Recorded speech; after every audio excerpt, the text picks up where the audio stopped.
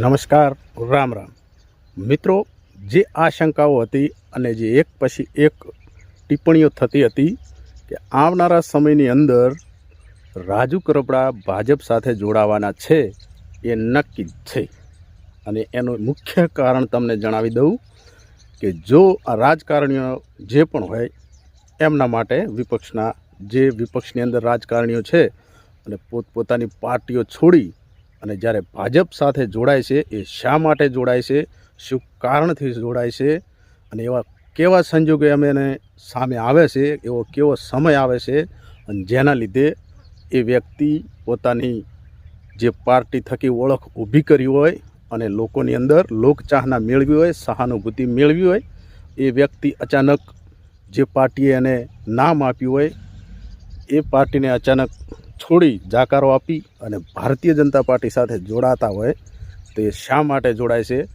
એનું ખાસ કારણ એ છે કે કોઈ પણ રાજકારણી વિપક્ષની અંદર હોય અને જો એને નોટોનું બંડલ છાપવું હોય, પોતાના ખિસ્સા ભરવા હોય, પોતાનો રોટલો શેકવો હોય, પછી ચાહે લોકોની કોઈ હમદર્દી પ્રત્યે લાગણી ધરાવે કે ના ધરાવે, પરંતુ જેલ મુક્ત રહેવું હોય તો એના માટે એક જ વિકલ્પ ભારતીય જનતા પાર્ટી કેસરીઓ ધારણ કરો, કમલમ ધારણ કરો। અને એના જ ભાગરૂપે આજની આ 9/4/2026ના દિવસે જે લોકો ટીકા ટિપ્પણીઓ કરતા હતા અને જે લોકોને આ શંકાઓ હતી એ આજે સાચી ઠરી। આજે રાજુ કરપડા લગભગ 200થી 250 ગાડીઓના કાફલા સાથે કમલમની ઓફિસે પહોંચ્યા અને કેસરીઓ ધારણ કરી લીધો। આનું ખાસ મુખ્ય કારણ એ કે નોટ છાપવી હોય, નોટોનો બંડલ ભરવા હોય, ખીચા ભરવા હોય તો ભારતીય જનતા પાર્ટી જોઈન કરો, જેલ મુક્ત રહેવું હોય તો ભારતીય જનતા પાર્ટી જોઈન કરો। આ ખાસ કારણ ભારતીય જનતા પાર્ટીમાં રહેલા એવો કયો નેતા છે કે આજે એશો આરામની જિંદગી ના જીવતો હોય? કરોડોની પ્રોપર્ટીઓ ધરાવતા ભારતીય જનતા પાર્ટીની અંદર સાંસદો, ધારાસભ્યો, બધા જ નાનાથી લઈને મોટા પદ સુધીના નેતાઓ આજે કરોડોની સંપત્તિઓ ધરાવી રહ્યા છે જનતાના ટેક્સના પૈસા। અને જનતાના ટેક્સના પૈસામાં ભાગીદાર બનવા આજે રાજુ કરપડા પણ કેસરીઓ ધારણ કર્યો। કેસરિયાનો તો વાંધો નથી, પણ party Bhajap Bharatiya Janata party join કરી। જે લોકો અટકળો લગાવી રહ્યા હતા એ આજે સાચી સાબિત ઠરી। મિત્રો, રાજુ કરપડાને લોકચાહના મળી હોય, નામના મળ્યું હોય, સતત પાછળના 8 વર્ષથી આમ આદમી પાર્ટી સાથે જોડાયેલા હતા। ગુજરાતની અંદર અત્યારે આમ આદમી પાર્ટીનું વર્ચસ્વ એટલું બધું આગળ વધી રહ્યું છે, પ્રભુત્વ એટલું વધી રહ્યું છે અને એની અંદર રહેલા ગોપાલ ઇટાલિયા, ઈસુદાન ગઢવી, ચૈત્ર વસાવા એવા ઘણા અનેક કાર્યકર્તાઓ, આગેવાનો, નેતાઓ અત્યારે પોતાની પૂરેપૂરી લડત આપી રહ્યા છે, સરકાર સામે બાથ ભીડીને લડી રહ્યા છે।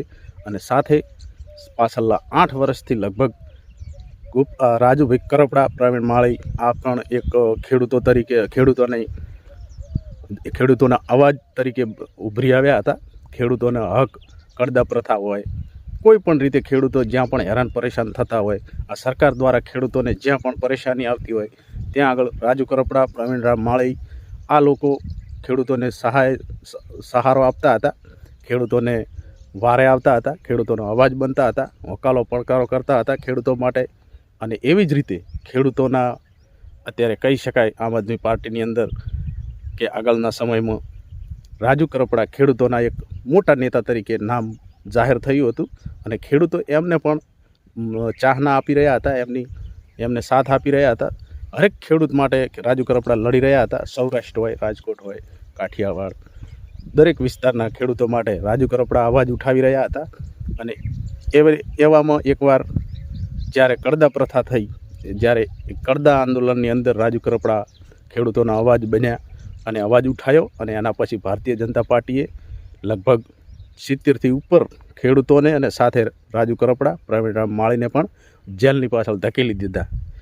જેલવાસ દરમિયાન રાજુ કરપડા, પ્રવીણરામ માળીને ભારતીય જનતા પાર્ટીના ઘણા બધા મોટા હોદ્દાના નેતાઓ, કાર્યકર્તાઓ, આગેવાનો રાજુ કરપડાને ચોરી છુપીથી છાની મિટિંગો કરતા રાજુ કરપડાને સમજાવ્યા કે ભાજપમાં આવી જાઓ, તમારા દરેક કેસો પણ પાછા ખેંચી લઈશું અને તમને જેલ મુક્ત પણ કરી દઈશું અને આવનારા સમયની અંદર તમારા ઉપર કોઈ પણ પ્રકારની એફઆઈઆર નહીં થાય. તમે ફક્ત ભારતીય જનતા પાર્ટી સાથે જોડાઈ જાઓ. અને જ્યારે રાજુ કરપડા અંદર ખાને અંદર પેટે જ્યારે સહમત થયા અને ભારતીય જનતા પાર્ટી સાથે જોડાવાની પૂરેપૂરી બાંહેધરી આપી, ખાતરી આપી, તો થોડા જ દિવસોની અંદર પછી રાજુભાઈ કરપડા જેલની બહાર આવી ગયા.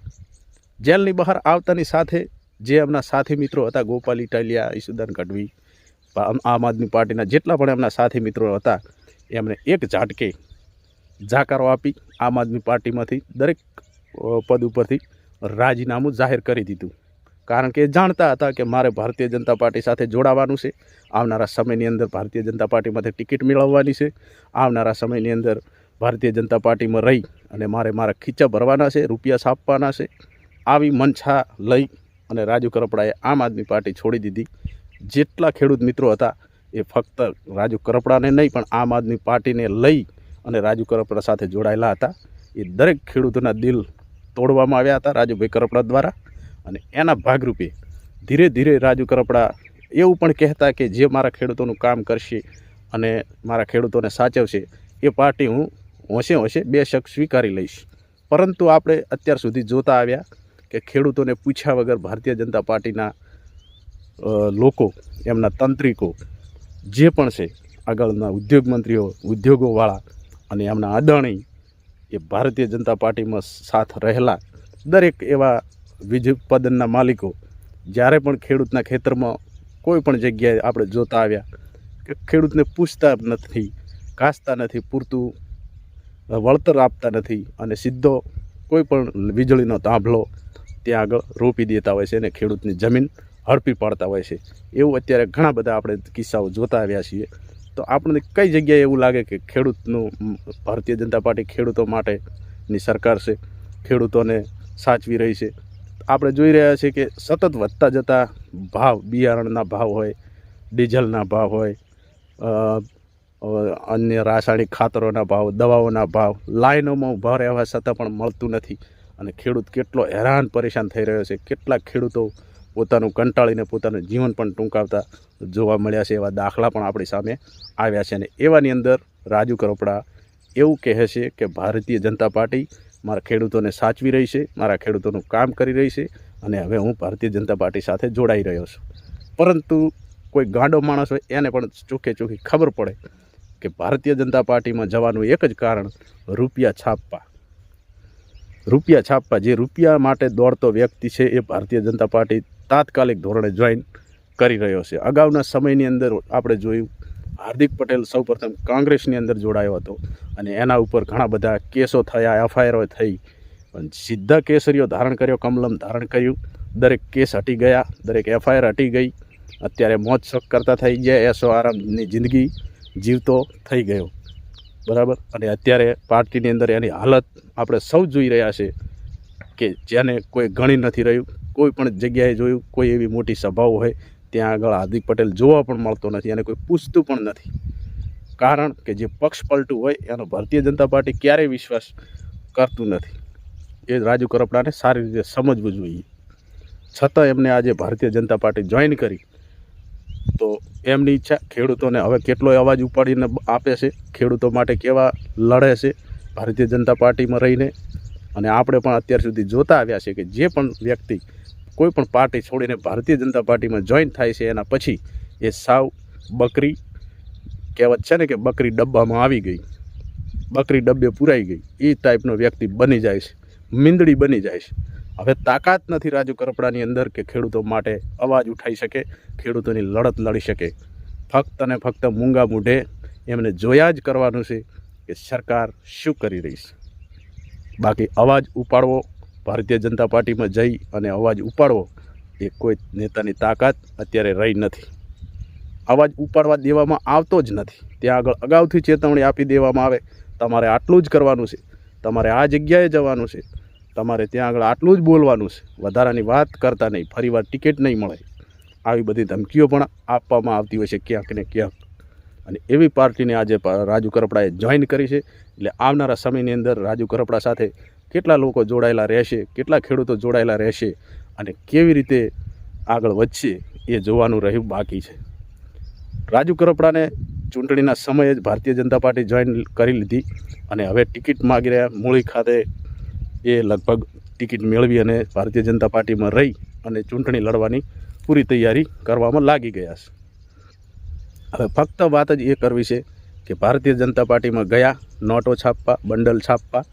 હવે તાકાત એમની નથી કે કોઈ કડદા વિશે લડી શકે, કોઈ ખેડૂત કોઈ જગ્યાએ હેરાન પરેશાન થતા હોય તો લડી શકે, ખેડૂતની રાહત માટે લડી શકે, કોઈ રાહત પેકેજ લાવી શકે. એમનામાં હવે તાકાત રહેશે નહીં. એમના મોઢા ઉપર તાળું લગાવી દેવામાં આવશે. આ ભારતીય જનતા પાર્ટીની ખાસિયત છે. અને જે પણ વ્યક્તિ આ પક્ષની અંદર સારું એવી નામના મેળવી હોય, સહાનુભૂતિ લોકોની મેળવી હોય, લોકોનો હમદર્દ બન્યો હોય, એવા જ નેતાને ભારતીય જનતા પાર્ટી પહેલાં ફસાવી, ડરાવી, ધમકાવી અને પોતાની પાર્ટીમાં ખેંચવાનું કામ કરનારી પાર્ટી હોય તો ભારતીય જનતા પાર્ટી જ હોય. હાર્દિક પટેલ હોય, અલ્પેશ ઠાકોર હોય, રાજુ કરપડા હોય, આવા ઘણા બધા. એ તો જેને માનું ધાવણતા આવેલું હોય ને સાચો અને જે લોકો માટે ખરેખર લડવા અને સેવા લોકોની કરવા માગે છે, લોકોનો હમદર્દ સાચી નીતિથી બનવા માગે છે, એ ક્યારેય એ નેતા પાર્ટી છોડતો નથી. એની પાર્ટી ચાહે હારી જાય કે જીતે એનો કોઈ મતલબ રહેતો નથી. એને લોકોની સેવા જ કરવી છે. જે લોકોના હમદર્દ બનવું છે, જે લોકોના ન્યાય માટે લડવું છે, એ વ્યક્તિને પાર્ટી સાથે કે કોઈ સાથે લેવા દેવા હોતું નથી. જે પાર્ટી સાથે જોડાય એ જ પાર્ટી સાથે હંમેશા જોડાયેલો રહે છે અને લોકોની સેવા પણ કરે છે ને ન્યાય માટે પણ લડે છે. પરંતુ જેને નોટોના બંડલ છાપવા છે, પોતાના ઘર ભરવા છે, બીજા ગરીબ ખેડૂત લોકોના ખભા ઉપર બંદૂક રાખીને ગોળી છોડવાની હોય, એવા જ લોકો ભારતીય જનતા પાર્ટી સાથે જોડાય છે.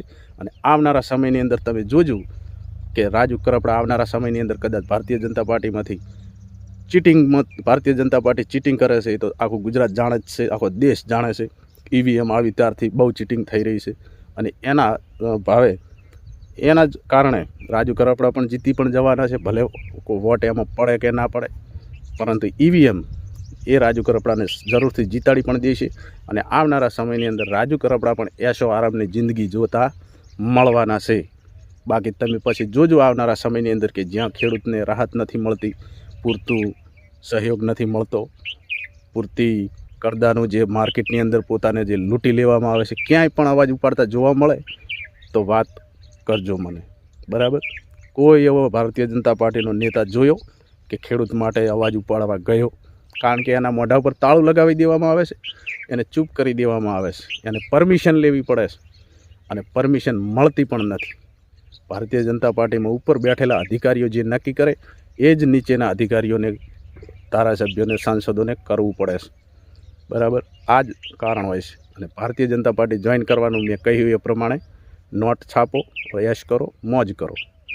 બાકી લોકોના દુઃખ દર્દ સાથે કાંઈ પણ જાતનું લેવા દેવા રહેતું નથી. અને એવી જ મનસા ધરાવતા લોકો જ ભારતીય જનતા પાર્ટીમાં જાય છે. જેવી રીતે આજે રાજુ કરપડા ડરી ગયા, મીંદડી બની ગયા, બકરી બની ડબ્બામાં જતા રહ્યા, બરાબર. કશું વાંધો નહીં, ભગવાન એમને જીતાડે, આપણે તો એવી જ આશા રાખીએ.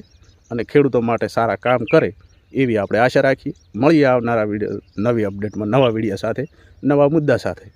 ત્યાં સુધી રજા આપશો. જય જય ગરવી ગુજરાત, જય માતાજી, ધન્યવાદ.